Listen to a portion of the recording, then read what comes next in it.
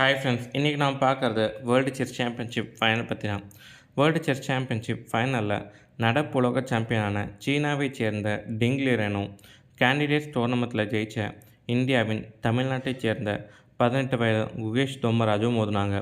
14 ஆட்டங்கள் கொண்ட இந்த தொடரில் முதல் போட்டியில் டிங் லிரென் ஜெயிக்க, இரண்டாவது போட்டி ட்ரா ஆக, மூன்றாவது போட்டியில் குகேஷ் ஜெயிக்க, 4 முதல் 10வது ஆட்டங்கள் வரை ட்ரா ஆக, 11வது ஆட்டத்தில் குகேஷும் 12வது ஆட்டத்தில் டிங் லிரெனும் ஜெயிக்க, 11வது போட்டி ட்ரா ஆக, வெற்றியாளரை தீர்மானிக்கிற 14வது ஆட்டத்தில் கருப்பு நிற காய்களுடன் ஆடிய குகேஷ் 58வது காய் நகர்த்தலில் வெற்றி பெற்று உலக சாம்பியனும் ஆனார். 18 வயசில் உலக சாம்பியன் பட்டம் வென்ற முதல் வீரருங்கிற உலக சாதனையும் படைச்சிருக்காங்க. விஸ்வநாதன் ஆனந்துக்கு அப்புறம் உலக சாம்பியன் பட்டம் வென்ற இரண்டாவது இந்தியர் என்ற சாதனையும் படைச்சிருக்காங்க. Thank you friends.